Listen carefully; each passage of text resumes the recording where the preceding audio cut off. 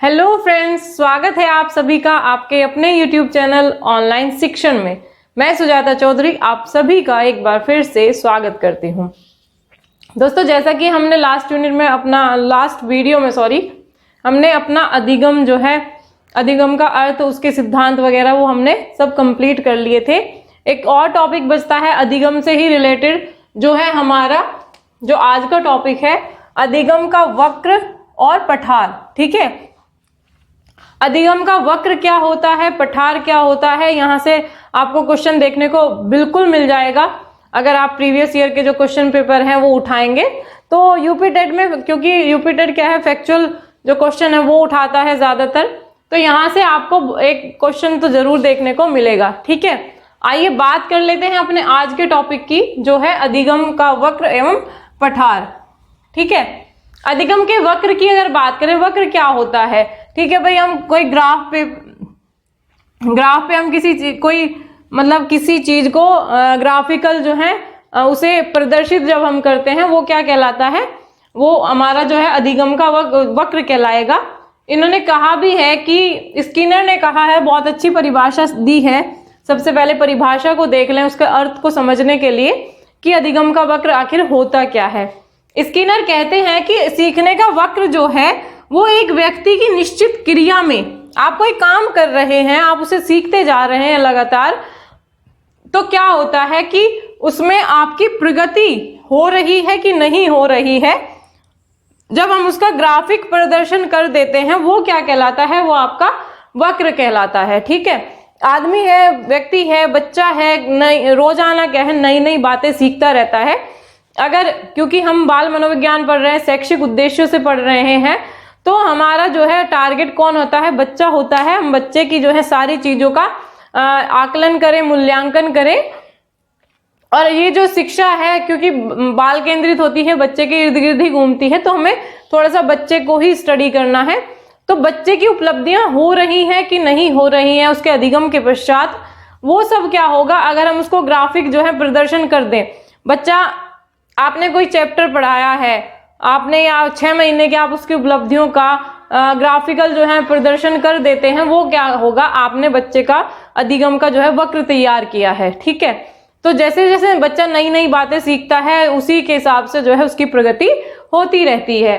ठीक है, तो जो अधिगम का वक्र है वो क्या है? सीखने की गति का तैयार किया गया ग्राफ क्या कहलाएगा? आपका अधिगम का वक्र कहलाता है। ठीक है, परिभाषा की अगर बात करें तो स्किनर कहते हैं कि जो सीखने का वक्र है, एक व्यक्ति की निश्चित प्रगति, निश्चित क्रिया में प्रगति को जब हम ग्राफिक रूप से डिनोट कर देते हैं, रिप्रेजेंट कर देते हैं, वो क्या कहलाएगा? आपका अधिगम का वक्र जो है आपका, आप उसे कह सकते हैं। ठीक है, हो गया। अब बात करें अगर अधिगम के वक्र की विशेषताएं क्या है, ये मतलब क्यों हम स्टडी करते हैं, ये क्या हमें बताता है, वो सब चीज क्या है, वो हम यहाँ पे देखेंगे। फर्स्ट पॉइंट की अगर बात करें तो वक्र क्या है? वक्र, आप ये बताइए कि आप क्या है, हमेशा जो है एक ही गति से सीखते रहते हैं क्या? नहीं, ऐसा नहीं होता है। एक समय में आदमी जो है एक गति से सीखता जा रहा है, और थोड़ी देर बाद क्या है, उसका मतलब कुछ समय बाद, थोड़ी देर बाद नहीं कह सकते, कुछ एक अंतराल के बाद उसकी जो है सीखने की गति थोड़ी सी धीमी हो जाती है। फिर कोई कारण होगा, कोई उसे प्रेरणा मिलेगी, कोई स्टिमुलस हो सकता है कि उसकी गति फिर तेज हो जाती है। ऐसे ही कभी धीरे हो रही है, कभी तेज हो रही है, तो इस प्रकार जो है व्यक्ति सीखता हुआ चला जाता है। तो जो वक्र है उसकी विशेषताओं में पहला यही है कि जो वक्र का रूप होता है वो स्थायी नहीं होता है। आप बता सकते हैं कभी आप सीधा हो सकता है, हालांकि सीधा तो आपका नहीं हो सकता, क्योंकि आप ये बताइए कि आप हमेशा एक समान गति से सीखते हुए चले जा सकते हैं? नहीं चले जा सकते। ठीक है, तो ये तो होता नहीं है। हालांकि एक वक्र के प्रकार के रूप में आपको सरल रेखीय वक्र भी आएगा आपकी बुक में, लेकिन वो जो है एजुकेशन के मामलों में उसे क्या है, एक्सेप्ट नहीं किया जाता है।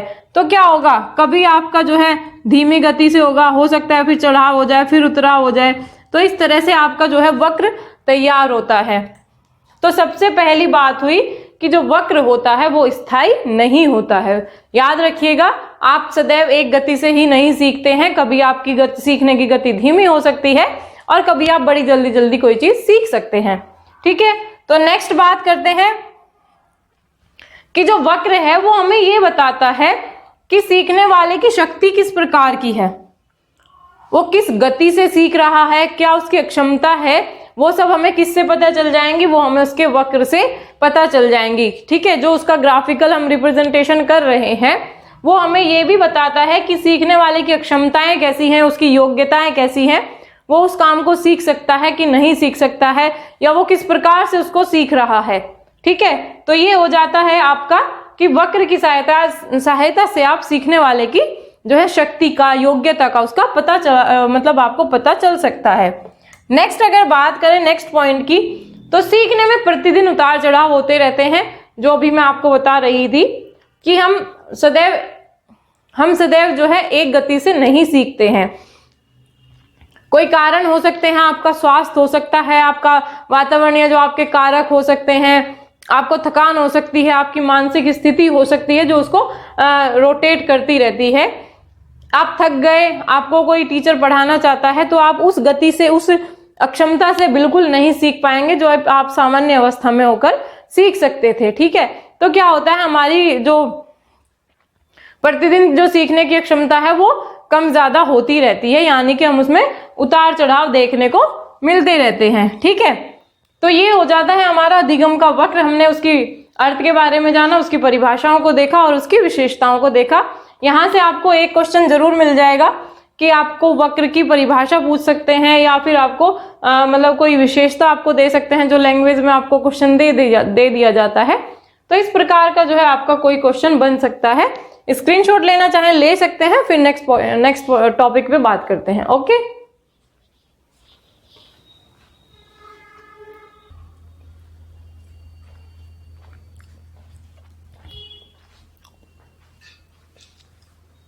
अब बात कर लेते हैं अधिगम के जो वक्र होते हैं वो कितने प्रकार के होते हैं। बेसिकली जो है अधिगम के वक्र 4 प्रकार के बताए गए हैं। पहले वक्र की अगर बात करते हैं तो होता है सरल रेखीय वक्र। आप एक बात बताइए कि आप कुछ सीख रहे हैं, क्या वो हमेशा एक गति से सीखना संभव है? किसी भी व्यक्ति के सीखने में कहीं ना कहीं कोई गति कभी बढ़ जाती है, कोई और कभी वो धीमी भी हो सकती है। ठीक है, तो इसलिए जो सरल रेखीय वक्र है वो मतलब सही नहीं माना जाता है।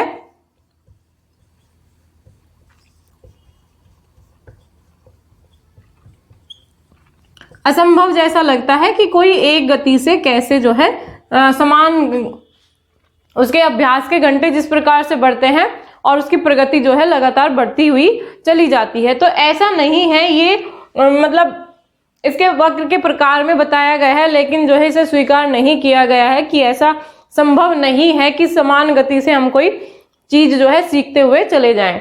ठीक है, तो नेक्स्ट बात करते हैं। इसमें क्या है, समान गति जो है सीखने वाले की समान गति रहती है। ठीक हो गया। बात करते हैं नेक्स्ट की जो है उन्नतोदर, यानी कि जो उन्नति को प्रदर्शित करता है।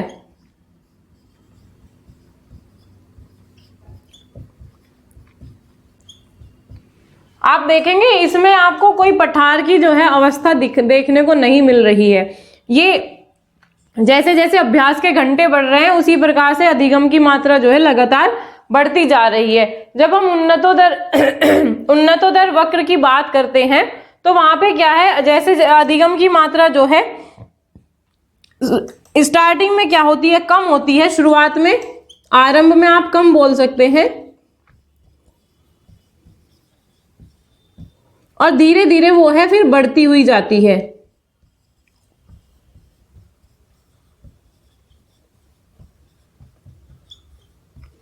ठीक है, ये यहां से शुरू हुआ। इसकी जो धीमे मतलब गति थी, सीखने की गति थी, वो धीमी थी आरंभ में। फिर क्या हुआ, ये यहाँ पे आके जो है इसकी गति आप देखेंगे कि यहाँ पे कितने देर के लिए रुक रहा है, कुछ समय के लिए इसमें जो है इसके सीखने में पठार की अवस्था बन गई।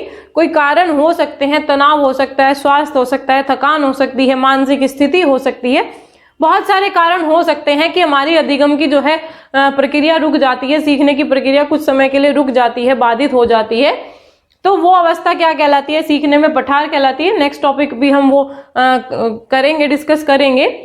तो यहाँ पे पठार की स्थिति बन जाती है, आरंभ में सीखने की गति कम होती है और धीरे धीरे बढ़ती जाती है और फिर वो प्रगति की ओर, मतलब एक पठार की जो उसकी अवस्था बन जाती है, यहाँ पे इसे नकारात्मक गति वक्र भी कहा जाता है। ठीक है, याद रखिएगा, ये पूछा गया है एचटेट में, वैसे पूछा गया था कि नकारात्मक गति वक्र कौन सा वक्र कहलाता है, तो कौन सा था?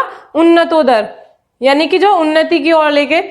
ठीक है, नेक्स्ट बात कर लेते हैं जो हमारा है नतोदर वक्र। ठीक है, नतोदर वक्र में क्या होता है कि पहले गति धीमी, पहले गति धीमी और फिर तेज होती है, और फिर वो उसको, मतलब ये देखिए इसकी प्रगति को ही शो कर रहा है। फिर इसमें कोई पठार की स्थिति नहीं बनती है। इसमें आपका पठार बन गया था, लेकिन यहां पे आपको पठार देखने को नहीं मिलेगा, सीखने में पठार की स्थिति नहीं होती है। ठीक है, ये बात आ गई होगी समझ में। नतोदर वक्र क्या है कि प्रारंभ में गति क्या है? धीमी है, सीखने की गति धीमी है और वो निरंतर उसको प्रगति की ओर लेकर फिर चल रहा है। नेक्स्ट बात करते हैं मिश्रित वक्र क्या है? मिश्रित वक्र और कुछ भी नहीं है, जो उन्नतोदर वक्र है और नतोदर, इसको बोलते हैं कॉन्वेक्स, कॉनकेव और कॉन्वेक्स।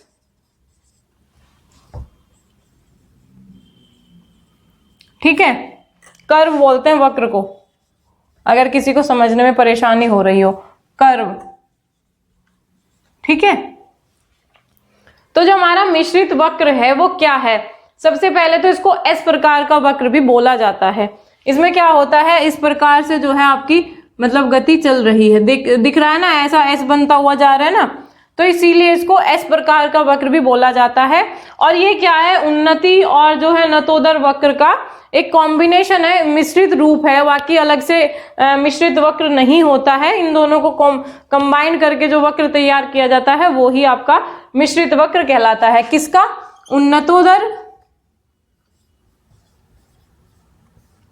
उन्नतोदर वक्र का और प्लस नतोदर वक्र का मिश्रित रूप। ठीक है, इसमें क्या होगा? प्रारंभ में आपकी गति धीमी होगी, फिर तेज होगी, फिर धीमी हो गई, फिर तेज हो गई, यहां पे आपकी जो है पठार की स्थिति बन गई। इसमें ये सारी चीजें आपको देखने को मिलेंगी। ठीक है, तो ये क्या हो गया? ये संयुक्त रूप हो गया। जिस प्रकार से अभ्यास के घंटे बढ़ेंगे उसी प्रकार से जो है अधिगम की मात्रा कभी ज्यादा और कभी जो है कम होती चली जाएगी। तो ये हो गए हमारे वक्र के प्रकार।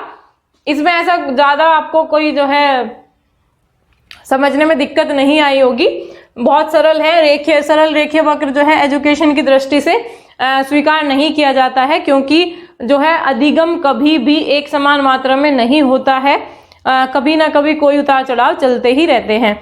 नेक्स्ट हो जाता है उन्नतोदर वक्र। इसमें सीखने में पठार की स्थिति बन जाती है, आरंभ में गति धीमी होती है और धीरे धीरे वो प्रगति की ओर बढ़ता हुआ चला जाता है। नतोदर वक्र में क्या होता है? धीमी गति होती है और फिर वो प्रगति की ओर अग्रसर हो जाता है। इसमें पठार आपको देखने को नहीं मिलेगा। नेक्स्ट आपका हो जाता है मिश्रित वक्र। इसमें क्या होगा? इसमें आपका उन्नतोदर वक्र और नतोदर वक्र का ये मिश्रित रूप है, अलग से कोई भी जो है मिश्रित वक्र आपको देखने को नहीं मिलेगा। ये दोनों का कंबाइंड रूप से बनाया गया, तैयार किया हुआ होता है। ठीक है, तो ये स्क्रीनशॉट लेना चाहें ले सकते हैं, फिर नेक्स्ट टॉपिक पे बात करते हैं।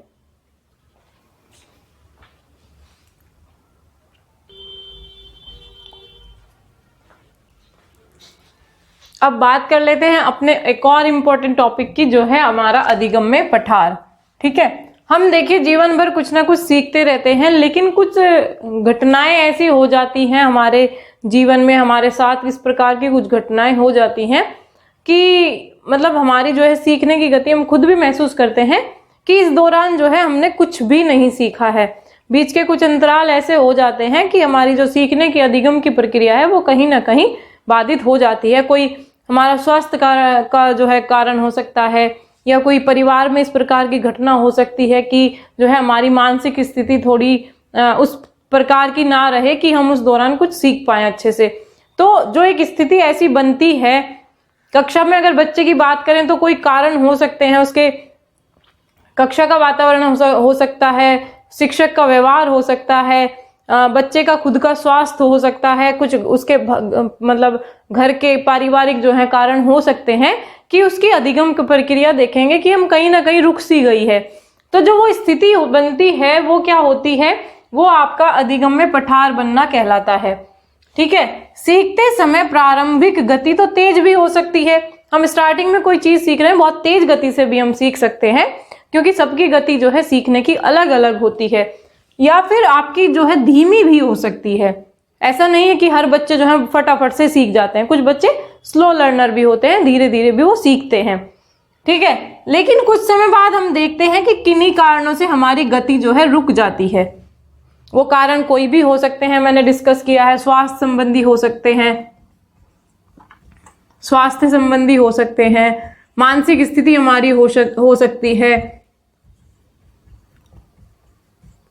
मानसिक स्थिति आपकी हो सकती है, वो आपकी बुद्धि हो सकती है, रुचि हो सकती है, बहुत सारे मनोवैज्ञानिक कारण भी आपके हो सकते हैं। ठीक है, तो जिस भी कारण से वो गति रुकती है, जो वो अवस्था कहलाती है आपकी, वही सीखने में पठार कहलाता है। ठीक है, आप एक गति से सीखते हुए जा रहे थे, अचानक आपके साथ कुछ हुआ, वो कोई भी कारण हो सकते हैं, वो आपके स्वयं के भी हो सकते हैं, वो आपके वातावरण से भी हो सकते हैं, वो शारीरिक हो सकते हैं, मनोवैज्ञानिक हो सकते हैं, कुछ भी वो हो सकता है। तो जो वो स्थिति आपकी जो सीखने की गति थी वो रुक गई, वो वहीं पर जो है कुछ अंतराल के लिए, कुछ समय के लिए रुकी रही, वो स्थिति आपकी क्या कहलाएगी, पठार की अवस्था जो है कहलाएगी। देखिए यहाँ पे ग्राफ से हम इसको समझ सकते हैं। ये आपका अधिगम हो गया है, ये आपके अभ्यास के घंटे हैं। यहाँ से जो है आपकी सीखने की गति है तीव्र दिखाई गई है, फिर यहाँ पे क्या है, रुक गई, समतल में चल रही है ना, यानी कि वो रुक गई, एक पठार का रूप उसने ले लिया। पठार कैसा होता है, चपटा ही तो होता है। ठीक है, ऊपर मतलब धरातल से उठा हुआ चपटा जो सरफेस होता है वो क्या कहलाता है, पठार कहलाता है। तो क्या यहाँ पे पठार की स्थिति आ गई है, बच्चा जो है सीख नहीं पा रहा है, कारण आपको वो ऑब्जर्व करने हैं, आपको उसका जो है डायग्नोज करने हैं, फिर आपको उसकी रेमेडी देनी होगी। देन यहाँ पे आपका जो है सीखने की गति पुनः प्रारंभ हो जाएगी। ऐसा नहीं है कि अगर सीखने में पठार आ गया तो उसके बाद हम कुछ सीख ही नहीं सकते। आपको डायग्नोस करने की जरूरत है, आपको रेमेडी की जरूरत है, आपको टीचर जो है आप बच्चे की रेमेडी करेंगे, रेमेडियल टीचिंग उसको देंगे, देन उसकी जो है सीखने की गति है पुनः प्रारंभ हो जाएगी। वो तेज गति से भी सीख सकता है और धीमी गति से भी सीख सकता है, क्योंकि सभी बच्चों की अपनी अपनी गति होती है। नेक्स्ट बात करते हैं पठार की जो परिभाषा है। रॉस ने कहा है कि जो पठार है, बहुत अच्छी परिभाषा है, बहुत अच्छे से एक्सप्लेन करती है कि पठार क्या है। पठार सीखने की प्रक्रिया की प्रमुख विशेषता इन्होंने कहा है कि जो पठार होता है वो एक प्रमुख विशेषता है जो हमें यह बताता है कि जो हम सीख रहे थे इस अवधि में, तो जब सीखने की क्रिया में कोई उन्नति नहीं हुई, उस अवस्था को कौन प्रदर्शित करता है, पठार। किसने कहा है, रॉस ने कहा है कि जो पठार है हमारे सीखने की क्रिया की हमारी एक विशेषता, हम इसे कह सकते हैं। पठार हमें ये बताते हैं कि जब आप सीख रहे थे तो एक समय ऐसा आया कि आपकी जो कोई क्रिया जो चल रही थी आपकी, उसमें आपने कोई उन्नति नहीं की है। जो चीज आपको ये बताएगी वो ही क्या कहलाएगा, आपका पठार जो है कहलाएगा। किसने कहा है, रॉस ने कहा है। ठीक है, एक बार ये स्क्रीनशॉट ले लीजिए, फिर इसके नेक्स्ट जो कुछ विशेषताएं वगैरह इसकी बचती हैं फिर उनको डिस्कस करते हैं। ये आपको समझ में आ गया, स्क्रीनशॉट लेना चाहें तो ले सकते हैं। ठीक है,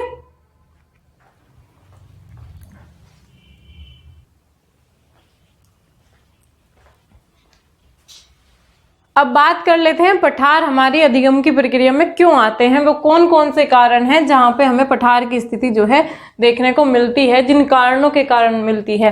ठीक है, फर्स्ट अगर बात करें, फर्स्ट पॉइंट है प्रेरणा का अभाव। हम कोई कार्य कर रहे हैं, ठीक है, और हमने वो शुरू तो कर लिया, लेकिन उसमें हमें कोई प्रेरित ना तो कोई हमारे जो है हमें कोई स्टिमुलस इस प्रकार का मिला है कि वो हमें इस कार्य को करने के लिए प्रेरित कर रहा है, ना ही कोई बाह्य कारक है, ना ही कोई हमें मतलब आंतरिक रूप से हम प्रेरित हो रहे हैं उस कार्य को करने के लिए, हम वो मन मारकर जो है कार्य कर रहे हैं। तो उस स्थिति में क्या होगा, ज्यादातर देखने को मिलेगा कि कहीं ना कहीं पठार की स्थिति आपको देखने को मिल जाएगी। तो फर्स्ट हो जाएगा आपका प्रेरणा का अभाव। जिस कार्य को करने के लिए आप प्रेरित नहीं हैं उस कार्य में आपको मतलब सामान्य रूप से ये चीजें देखने को मिल जाएंगी। ठीक है, नेक्स्ट बात करते हैं शारीरिक सीमा। आप कोई कार्य कर रहे हैं, आप एक जो है निश्चित आपकी अक्षमता होती है। आप अगर आपकी बात की जाए तो कोई व्यक्ति होता है वो 10 किलो वजन उठा सकता है, कोई व्यक्ति होता है जिसकी 20 किलो वजन उठाने की क्षमता होती है। तो इस प्रकार जो है व्यक्तिगत रूप से भिन्न भिन्न होती है क्षमता। हमारी शारीरिक सीमा जो है हमें उस कार्य को करने के लिए जो हम उस वहां तक कर सकते हैं जितनी हमारी शारीरिक सीमा होगी। आप कोई देखेंगे जो प्राइवेट सेक्टर में लोग हैं 14-14 घंटे लगातार काम कर देते हैं। मतलब इस तरह से जो है अपनी शारीरिक सीमा के अनुसार व्यक्ति कार्य करता है। अगर वो सीमा उसने क्रॉस कर ली है, वो सीमा उसकी खत्म हो चुकी है, तो वो क्या होगा, वहां पे उसकी पठार की स्थिति बन जाएगी। ठीक है, तो नेक्स्ट हो जाएगा हमारा शारीरिक सीमा। नेक्स्ट हम पॉइंट की अगर बात करें तो प्राप्त जो ज्ञान है उसको स्थायी बनाने के लिए भी हम जो है कुछ टाइम के लिए नई चीजों को सीखना बंद कर देते हैं और उसी का हम अभ्यास करते रहते हैं। तो क्या होगा कि देखा जाएगा कि अधिगम की तो प्रक्रिया जो है, नई चीजें तो हम नहीं सीख रहे हैं, क्या हो रहा है कि हम उसी चीज का जो है अभ्यास कर रहे हैं जो हमने प्राप्त किया है, हम उसको स्थायी बनाने के लिए भी एक पठार की जो है स्थिति बन जाती है। क्योंकि अधिगम क्या है, नवीन चीजों को सीखना, और पठार क्या है कि हम नई चीजें नहीं सीख पा रहे हैं। तो वो जो हम स्थायी बनाने के लिए बार बार अभ्यास कर रहे हैं, ठीक है, अभ्यास जो हम करते हैं वो भी क्या होगा, वो स्थिति भी क्या होगी, आपकी पठार की जो है बन जाएगी। ठीक है, तो थर्ड पॉइंट आपका हो जाता है प्राप्त ज्ञान को स्थायी बनाने के लिए। उसके बाद अगर बात करें नेक्स्ट पॉइंट की तो क्या होगा, अनुचित विधियां। या तो हो सकता है हम गलत तरीके से सीख रहे हो, या हो सकता है हमें गलत तरीके से सिखाया जा रहा हो। ठीक है, जब कोई सी भी अगर बात ली जाए, या तो हम गलत तरीके से सीख रहे हैं या कोई सामने वाला हमें गलत तरीके से सिखा रहा है, दोनों बराबर ही बातें हैं। तो वो भी क्या है, जब हम अनुचित विधियों का प्रयोग करेंगे तो कहीं ना कहीं हमारे सीखने में पठार की स्थिति बन जाएगी। ठीक है, नेक्स्ट अब बात करते हैं फिफ्थ पॉइंट की। आप में रुचि की कमी है। आपने कोई प्रक्रिया शुरू की, मतलब कि कोई आपके दोस्त ने शुरू किया था, उसको देखते देखते आपने कर तो लिया, लेकिन क्या हुआ, उस स्थिति में जब आप उस प्रक्रिया में इन्वॉल्व हो गए, आपको लगा कि मतलब इसमें मन नहीं लग रहा है, आपकी उसमें रुचि नहीं है, सिर्फ आपने देखने मतलब उसके देख दिखावे में ही आपने उस चीज को ज्वाइन कर लिया, और पता चला बाद में आपकी तो रुचि ही नहीं है, तो आप उस चीज को सीख नहीं पाएंगे, आपकी एक पठार की स्थिति वहां पे बन जाएगी। तो रुचि की कमी भी आपकी जो है पठार का कारण हो सकती है। और भी बहुत सारी चीजें हैं, थकान हो सकती है, वातावरण हो सकता है,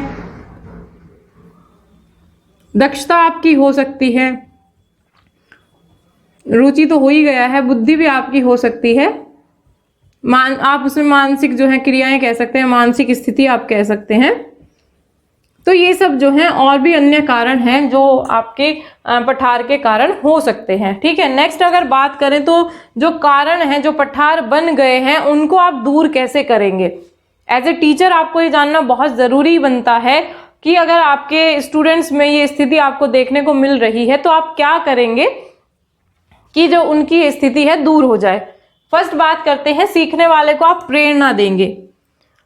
ठीक है, मोटिवेशन जो है एक ऐसा शब्द है कि मतलब अगर आप मोटिवेट करेंगे किसी को, एक नई ऊर्जा का जो है उसमें संचार होने लगता है और वो कार्य को जो है नवीन तरीके से एक नई ऊर्जा के साथ करने के लिए खड़ा हो जाता है। मोटिवेशन में इतनी शक्ति होती है, इतनी ताकत होती है कि जब आदमी मोटिवेट हो जाता है तो वो कुछ भी कर गुजरने के लिए तैयार हो जाता है। तो फर्स्ट अगर बात करें तो सीखने वाले को प्रेरणा देना पठार की स्थिति को दूर कर देगा।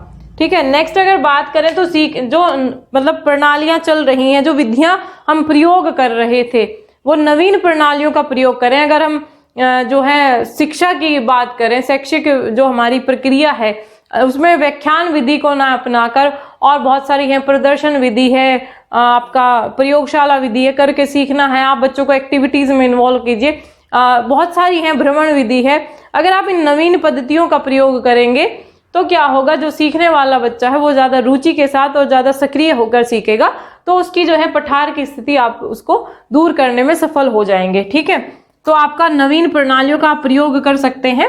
नेक्स्ट पॉइंट की बात करें तो सीखने की उचित विधियां, आप जो आपकी TLM वगैरह होते हैं आप उन सबका यूज कर सकते हैं, तो अपनी जो है आप जो आपकी शैक्षिक प्रक्रिया है उसको बेहतर बना सकते हैं। नेक्स्ट बात करते हैं, अभी जो हमने यहाँ पे शारीरिक सीमा की बात की थी उसी से रिलेटेड आपका ये है कि कार्य के बीच बीच में आपको विश्राम की आवश्यकता होती है, बिल्कुल होती है। आप लगातार 10 घंटे काम करेंगे तो आप थक जाएंगे और जो आपके बाद के समय का जो आपका परिणाम होगा वो बहुत हद तक प्रभावित हो जाएगा।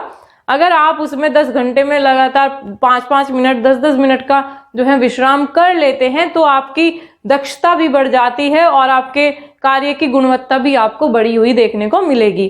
ठीक है, तो कार्य के बीच बीच में विश्राम आप कर सकते हैं, वो भी आपके पठार को हटा सकता है। नेक्स्ट बात करें उत्साहवर्धन, हमेशा उत्साहवर्धन की बातें कीजिए ताकि बच्चे जो है नई ऊर्जा के साथ मतलब एक जज्बे के साथ जो है कार्य करने के लिए प्रेरित हो सके। तो उत्साहवर्धन भी जो है आपके पठार के निराकरण के लिए आप उपयोगी मतलब साबित हो सकता है। ठीक है, नेक्स्ट बात करते हैं उपयुक्त वातावरण की।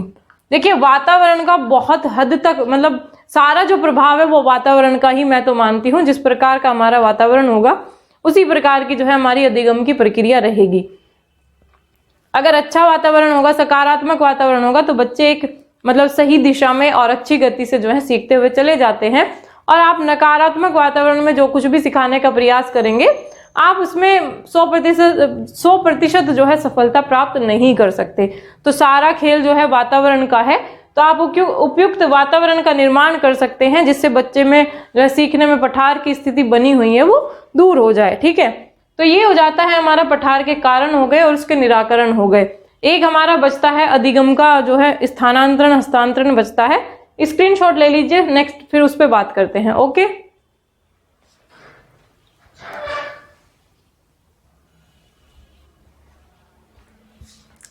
बात कर लेते हैं अपने जो आज का टॉपिक रहेगा अंतिम वो है अधिगम स्थानांतरण। स्थानांतरण का मीनिंग क्या होता है कि जब हम एक स्थान से दूसरे स्थान पर किसी वस्तु को शिफ्ट कर देते हैं, प्रतिष्ठित कर देते हैं, वही क्या होता है स्थानांतरण कहलाता है। अधिगम स्थानांतरण की बात करें तो अधिगम स्थानांतरण क्या हुआ, जब हम कोई चीज सीख लेते हैं, उसे हमने एक परिस्थिति के लिए सीखा था, कोई और समस्या आने पर जब हम उसी सीखे हुए ज्ञान को अलग परिस्थिति में, विषम परिस्थितियों में या नवीन परिस्थितियों में हम कह सकते हैं, जब हम उस ज्ञान का प्रयोग करते हैं। ठीक है, सीखे हुए ज्ञान को हम नवीन परिस्थितियों में, अलग परिस्थितियों में जब ज्ञान उसका प्रयोग करते हैं, वो आप क्या कहलाएगा, वो आपका अधिगम स्थानांतरण जो है कहलाएगा। ठीक है, क्या हुआ, सीखे हुए ज्ञान का जब हम अन्य परिस्थितियों में प्रयोग करते हैं। आपने साइकिल सीखी थी, ठीक है, फिर आपने क्या हुआ स्कूटर सीख लिया, तो जो आपने बैलेंस बनाना सीखा वो आपने साइकिल के लिए भी सीखा था और वही जो है आपने स्कूटी के लिए भी सीखा। तो ये क्या हुआ कि आपने जो पहले सीखा था उसका प्रयोग आप दूसरी स्थिति में कर रहे हैं, वही क्या होगा, आपका स्थानांतरण कहलाएगा। नेक्स्ट बात कर लेते हैं इसकी परिभाषा की। क्रो ने कहा है कि अधिगम के क्षेत्र में प्राप्त होने वाले जो विचार आपके हैं, कुछ अनुभव आपने ग्रहण किए हैं, कुछ कुशलता आपको प्राप्त हुई है, या फिर आप कार्य करने की आदत आप कह सकते हैं, जिस कार्य को आप मतलब एक आदत पड़ गई आपको उस कार्य को उसी ढंग से करने की, तो उसको जब हम दूसरी स्थिति में प्रयोग करते हैं, आपको कैलीग्राफी आती है, आपकी जो है राइटिंग बहुत अच्छी है और आपके जो है शब्द जो है बड़े ही मतलब कलात्मक आपके हो सकते हैं शब्द, आप नॉर्मली लिखते हुए भी कलात्मक शब्दों का यूज करते हैं, और फिर आपने क्या हुआ, आपने कैलीग्राफी को जो है अपना लिया, आप कैलीग्राफी करने लगे, आपकी लिखने की आदत थी वो आप कलात्मक रूप से ही लिखते थे, लेकिन आपने उसको अपना, या तो आप व्यवसाय के रूप में उसे चुन सकते हैं, मतलब किसी भी प्रकार से आपने जो है कैलीग्राफी को अपना लिया है। तो ये क्या हुआ, आपने अपने जो मतलब आपकी कार्य करने की आदत थी, आपकी जो आपके अनुभव थे, आपकी जो कुशलता थी, आप कुशलता कह सकते हैं, लिखना जो है मतलब सब एक अलग वो होती है, हमारे अंदर कुशलता होती है, जब हम अच्छे से अच्छा लिख पाते हैं तो कहीं ना कहीं ये कुशलता के अंतर्गत हम इसको रख सकते हैं। तो कार्य करने की आदत को सीखने के दूसरे क्षेत्र में जब हम प्रयोग करते हैं, वही आपका क्या हो जाता है, आपका अधिगम स्थानांतरण हो जाता है। किसने कहा है? क्रो ने कहा है। परिभाषाओं पर विशेष ध्यान देकर चलिएगा, विशेष जो है आपको ध्यान देना है परिभाषाओं पर, यूपी टेट के पॉइंट ऑफ व्यू से। आपका ये आगे सुपर टेट में भी आपका जो है परिभाषाएं, जो 69,000 वाला सुपर टेट हुआ था उसमें भी 2-3 परिभाषाएं आपकी जो है सीडीपी में देखने को मिली थी। तो थोड़ा सा परिभाषाओं पर विशेष जोर देकर चलिएगा, ठीक है। नेक्स्ट बात कर देते हैं, जो है अधिगम के स्थानांतरण के कुछ सिद्धांत हैं, हालांकि पूछा नहीं जाता है, फिर भी थोड़ा सा जिक्र करना चाहूंगी यहाँ पे। तो कई सिद्धांत हैं, थोड़ा सा मुझे जो इम्पोर्टेंट लगे, जो मैंने 1-2 अलग टीचिंग एग्जाम्स में देखे हैं आए हुए, तो उन्हीं को ले रही हूं यहाँ पर। तो सीखना सिखाने का जो सिद्धांत है वो वार्ड महोदय ने दिया था। ये आपका यूटेट में आया हुआ है एक बार, ठीक है। नेक्स्ट बात करते हैं समरूप तथ्यों का सिद्धांत। ये थॉर्नडाइक और वुडवर्थ का है। पूर्णाकार सिद्धांत आप जानते ही, गेस्टॉल्ट। ये होता है आपका सामान्यकरण का सिद्धांत, ये आपका हो जाता है चार्ल्स जूड, ठीक है। ये आपका अधिगम स्थानांतरण हो गया। स्क्रीनशॉट लेना चाहें ले सकते हैं, फिर नेक्स्ट टॉपिक पे बात करते हैं।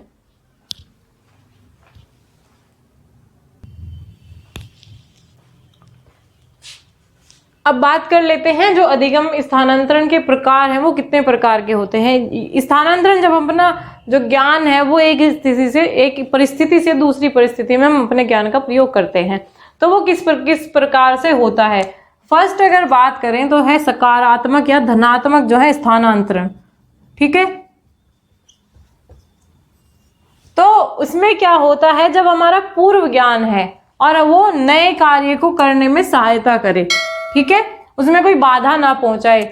आपने साइकिल सीखी और आप फिर स्कूटी चलाना सीख रहे हैं, तो जो आपने साइकिल सीखी थी वो उसमें कोई बाधा नहीं कर रहा है, बल्कि सहायक ही है, क्योंकि आपको साइकिल को बैलेंस करना आता है, ठीक है। और फिर क्या है, आप जो है स्कूटी चला रहे हैं, स्कूटी में भी आपको बैलेंस करना है, वही सब आपको जो है याद रखना है। तो ये क्या हुआ, पूर्व ज्ञान जो है आपको नए कार्य को करने में सहायक है। कौन सा कहलाएगा, सकारात्मक कहलाएगा। नकारात्मक, और यहां से ध्यान रखिएगा, एक क्वेश्चन आपको जरूर देखने को मिलेगा। यूपी टेट का एग्जाम ऐसा हो ही नहीं सकता जो अधिगम स्थानांतरण से क्वेश्चन ना पूछे, ठीक है। तो आपका नकारात्मक और या फिर ऋणात्मक अगला हो जाता है। यहाँ पे क्या होता है कि पूर्व ज्ञान जो है नए ज्ञान को सीखने में कठिनाई उत्पन्न करता है। ये आपका हो जाएगा, जैसे आप भाषा सीख रहे हैं, आपकी क्षेत्रीय भाषा है वो आपको अर्जित हो जाती है, ठीक है। आप उसका जो है अनुकरण, मतलब ज्यादा उसमें समस्या नहीं होती। लेकिन आप क्या करेंगे कि अब दूसरी कोई भाषा सीखने जाते हैं तो आपकी क्षेत्रीय भाषा जो है वहां पे आपको समस्याएं पैदा करती हैं। आप कहीं ना कहीं फिर से अचानक से बोलना आपको इंग्लिश में था और आप क्षेत्रीय भाषा का प्रयोग कर जाते हैं, तो ये क्या है, ये कहीं ना कहीं आपको कठिनाई पैदा कर रही है सीखने में नई भाषा को। तो क्या होगा, ये आपका नकारात्मक या ऋणात्मक स्थानांतरण हम कह सकते हैं। नेक्स्ट बात करते हैं शून्य, जब किसी पूर्व ज्ञान का नवीन ज्ञान पर कोई प्रभाव ना पड़े, ठीक है। आपको फुटबॉल तो खेलना आता था और अब गाड़ी चलाना सीख रहे हैं, ठीक है। आपके 2 ज्ञान है, लेकिन क्या आपका फुटबॉल खेलना गाड़ी चलाने को सीखने को प्रभावित करता है? नहीं करता है। आप खाना बनाना जानते थे और अब जो है आप एक साहित्यकार हो गए हैं, वो आपको प्रभावित नहीं करता है। उन दोनों का आपस में कोई संबंध नहीं है, ना ही एक दूसरे को प्रभावित करते हैं। तो ये क्या है, आप साइकिल चलाना जानते थे और अब आप गाड़ी चलाना सीख रहे हैं, तो क्या होगा, उसकी प्रोसेस अलग है और उसकी जो है सीखने का जो मैकेनिज्म है वो अलग है। तो दोनों एक दूसरे को प्रभावित नहीं करते हैं, ना कोई सकारात्मक पहलू है उनमें और ना ही कोई नकारात्मक पहलू आपको देखने को मिलेगा, यानी कि वो एक दूसरे को प्रभावित नहीं करते हैं। तो ये हो जाएगा आपका शून्य, जबकि किसी पूर्व ज्ञान का नवीन ज्ञान पर कोई प्रभाव ना पड़े, तो वहां कौन सा होगा, शून्य। बात करते हैं क्षैतिज की। क्षैतिज क्या होता है, इसी प्रकार से तो चलता है, हॉरिजॉन्टल जो है, जो क्षैतिज होता है, ठीक है, जो समान परिस्थितियों में पूर्व ज्ञान का प्रयोग करते हैं। हमने हिंदी की वर्णमाला सीखी, हिंदी का प्रयोग, हम हिंदी की वर्णमाला का प्रयोग क्या हम इंग्लिश में करेंगे? नहीं ना, उसी क्षेत्र में करेंगे, हिंदी से जुड़े हुए क्षेत्र में करेंगे, यानी कि समान क्षेत्र में करेंगे, समान परिस्थितियों में हम इन चीजों का प्रयोग कर रहे हैं। वो कौन सा हो जाएगा, आपका क्षैतिज स्थानांतरण कहलाएगा। नेक्स्ट बात करते हैं ऊर्ध्व, वर्टिकल, ठीक है। तो क्या होगा, छोटी परिस्थितियों में प्राप्त ज्ञान को आप उच्च परिस्थितियों में यूज कर रहे हैं। आपने वर्णमाला सीखी और मतलब धीरे धीरे आप साहित्यकार हो रहे हैं, आपकी जो भाषा है वो उच्च कोटि की हो रही है, ठीक है। तो आप जिसका प्रयोग जो है आप एक उच्च परिस्थितियों में कर रहे हैं, आपकी जो भाषा है वो बहुत अच्छी है, बेहद संगठित है, नियोजित है पूरी, तो वो क्या होगा, आप जो है उच्च परिस्थितियों में आप अपनी भाषा का जो है प्रयोग कर रहे हैं, तो ये हो जाएगा आपका ऊर्ध्व स्थानांतरण। नेक्स्ट बात करते हैं, जो आपका 6 पॉइंट है आपका, ये हो जाएगा आपका द्विपार्श्विक, ठीक है। ये मानव शरीर का जो हम किसी पक्ष को ट्रेनिंग देते हैं, जैसे लिखने की बात करें, नॉर्मली क्या है, ज्यादातर बच्चे दाएं हाथ से लिखते हैं, ठीक है, और वो लिखना तो सीख गए, दाएं हाथ से लिखने का हमने उसको प्रशिक्षण दे दिया, प्रशिक्षण देने की भी जो है आवश्यकता नहीं पड़ती है, नॉर्मली हम सीख जाते हैं। तो फिर हम उसी चीज को लिखने के लिए हम बाएं हाथ से भी प्रैक्टिस करते हैं, ठीक है। तो क्या हुआ, एक भाग को प्रशिक्षण दिया था लेकिन हम दूसरे भाग को भी जो है प्रयोग करना सीख रहे हैं, तो ये क्या होगा, द्विपार्श्विक होगा, यानी कि जो दोनों पक्ष हैं जो वो बराबर सीख रहे हैं, तो ये क्या होगा, आपका द्विपार्श्विक स्थानांतरण कहलाएगा, ठीक है। अधिगम स्थानांतरण आपके हो गए हैं, ये 6 प्रकार के होते हैं, नोट कर लीजिएगा बहुत अच्छे से, आप इसके जो है नोट डाउन कर लीजिएगा, इसके नोट्स बना लीजिएगा। तो ये जो आपका आज का टॉपिक है, अधिगम का वक्र हो गया, उसके मतलब अधिगम के जो है पठार हो गए, अधिगम में पठार किन कारणों से आता है, उसके आप निराकरण किस प्रकार से कर सकते हैं, ये सब चीजें आज हमने डिस्कस की हैं, एग्जाम के पॉइंट ऑफ व्यू से आपके बहुत इंपॉर्टेंट है। उम्मीद करती हूँ समझ में आया होगा, कोई समस्या नहीं होगी। और ये आपका लास्ट जो हमारा टॉपिक था अधिगम का स्थानांतरण, आपको एक क्वेश्चन जरूर देखने को मिल जाएगा, तो थोड़ा सा फोकस करके चलिएगा, बहुत अच्छे से आप इसको रिवाइज करिएगा, अच्छे से अपने नोट्स बनाइए, और जो है अब 28 जो है नजदीक है, तो लगे रहिए पूरे जज्बे के साथ, और इस बार जो है आप जो टेट का जो है बेड़ा पार हो ही जाएगा अगर आप मेहनत करेंगे और अच्छे से जो है आप अपनी मतलब एक एकाग्रता के साथ आप इस चीज में लगे हुए हैं, बहुत अच्छे से अपना पेपर दीजिएगा, बहुत अच्छे से इन सब चीजों को कर गुजरिएगा। एक हो सकता है एक सुनहरा मौका आपको जल्दी ही देखने को मिल जाए, शिक्षक भर्ती के आने की उम्मीद भी बनी हुई है, हो सकता है वो देखने को मिल जाए, किस्मत का पासा कब पलट जाए कोई नहीं कह सकता। तो इसी के साथ लगे रहिएगा, जो आज पढ़ाया है उसको कर लीजिएगा, नोट डाउन कर लीजिएगा, नोट्स बना लीजिएगा, और सभी चीजों का जो है मल्टीपल रिवीजन करिएगा जरूर। आप जो है अपने प्रैक्टिस सेट भी लगाने शुरू कीजिए, क्योंकि कोर्स जो आपका कवर हो चुका है लगभग, इसमें CDP में भी आपको 1-2 क्लास और मिलेगी, 1-2 कुछ जो छूटे हुए टॉपिक हैं वो आपके हो जाएंगे, बाकी का आपका सभी का जो है हो चुका है। तो ठीक है, इसी के साथ फिर आज का जो हमारा टॉपिक है यहीं पर खत्म करते हैं, नेक्स्ट वीडियो में मिलेंगे, तब तक के लिए नमस्कार।